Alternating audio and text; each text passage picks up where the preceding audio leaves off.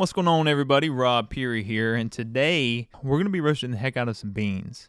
Not just any old beans either. I'm talking about that Colombian Supreme, that fermented goodness that'll set your head on fire and make your kidneys scream. My buddy Mauricio sent me some coffee here a while back. Actually, the last of it. So it's 50 grams. I think he sent me like 200 grams.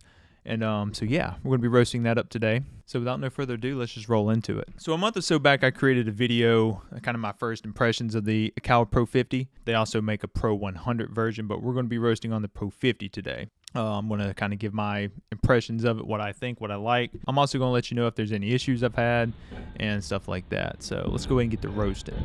So the first thing you want to do is you want to hook up the device, make sure it's plugged in, make sure the little, button's on. It'll light up and everything like that. Green is just kind of showing that it's ready. You want to pull up the app and it'll hook up to Bluetooth in whatever device you're using. If you use an iPad, your cell phone, or a computer. So once you have the app up, you can go ahead and edit if you want to edit anything. I am going to move this one around a little bit. I'm going to move this up here a little bit, and then I'm honestly going to drop temp is at 396. What I'm going to do is I'm going to back that up a little bit, and I'm going to put it about 398.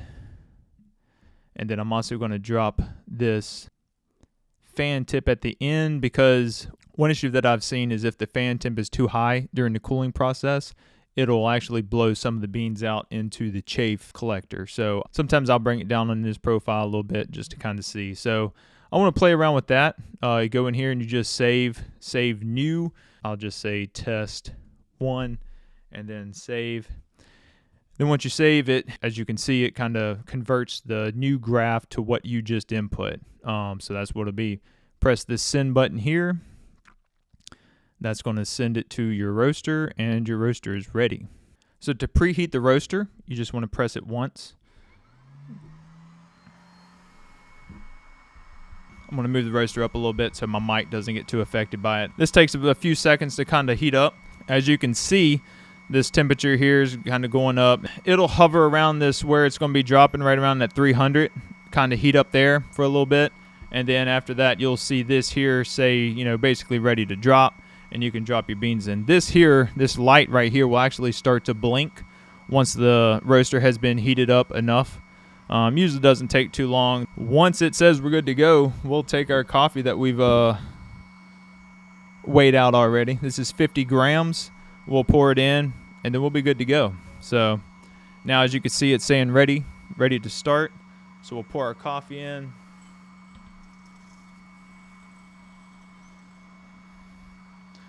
And then it's pretty much ready. You just turn it. Once it makes one full loop all the way around, roaster comes on, and as you can see, your graph starts to drop, beans are cooling, and then it'll start to turn around. You can come over here to the rate of rise, click on it, and all that data will start coming up. And the temperature will basically go up till it hits this graph, and you'll start seeing it follow this graph all the way to where you want it to go. Now, I will say, to my knowledge, there's no changing or editing while this is going. You have to make any adjustments before you start the roast. So you can do a roast, and if there's anything you want to change, you can change it for next time. So if you want to go in and actually increase the charge temp, you want to decrease the charge temp, make this just one solid graph. If you want to extend it, whatever you want to do, that can be edited next time, and you can kind of play around with that. So while we're kind of waiting, a lot of times, usually what I'll do is I'll go ahead and I'll start weighing out my next batch, and I'll start planning my next roast, or I may start doing the dishes or go and brush the kids' teeth. It's kind of one of the things, you can just set it and forget it at this point, So let's talk about the roaster for a little second. Do I like it? Hell yes. I love this thing. It's unique, it's easy, it's consistent. I think it's going to come in handy for like picking coffees and stuff like that. And honestly, it's one of them things too, like where Mauricio sends me this bag of, say 200 grams of coffee. I can't roast that in my Bedeli roaster, so it's nice to just be able to experiment with some of their coffees and stuff like that and just try it out. Now, I do apologize if the smoke alarm kind of starts to make a little bit of noise. Hopefully it's not too bad and the wife don't get mad. starting to hit first crack. Now, if you started to hear first crack and you're a little bit late, you can honestly move this back, take it, move back, whatever you want to do, which we hit first crack about 416. So you can kind of adjust that. As soon as it gets to the end, I think this is pretty cool too. As soon as it gets to the 398, it stops and it immediately goes into cooldown phase, which you'll hear the fan start to crank up and a lot more air will start going through the roast. And it'll drop down and it'll basically go down until you get to the end of this fan speed. So this will be technically, with the coffee cooling down and everything, about an 8-minute roast. So while the coffee's cooling down, I do want to talk about one issue I had with the Ikawa. Whenever I was roasting, it wasn't even a few batches in, this little glass piece at the top has magnets that hold this glass piece on, and the magnets attach to this little, metal gasket. Well, the metal gasket came off from the glass top, and basically what it would do was it was kind of like allowing a lot of the kind of heat and some of the, chafe and stuff to kind of come out the sides. So I hit up Ikawa and I was like, hey, I'm having this issue. The glue kind of separated from the metal gasket. So they asked me to send them some pics. I sent them a few pictures, and immediately they had one next day aired to me. Now, obviously next day airs from UK is probably about 2 days.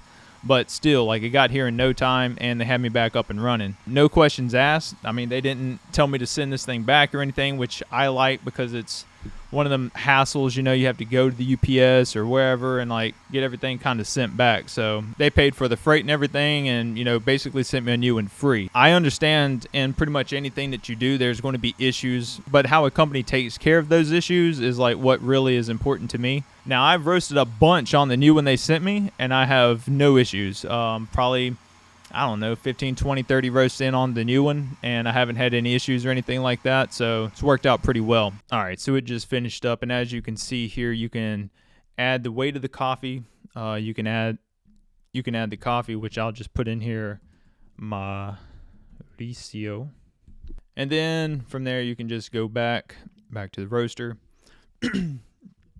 So from here, all you're going to do is you're basically going to flip these out. You're going to take this little rubber gasket, put on here, flip it in there, and this is your air button. That's your transfer button.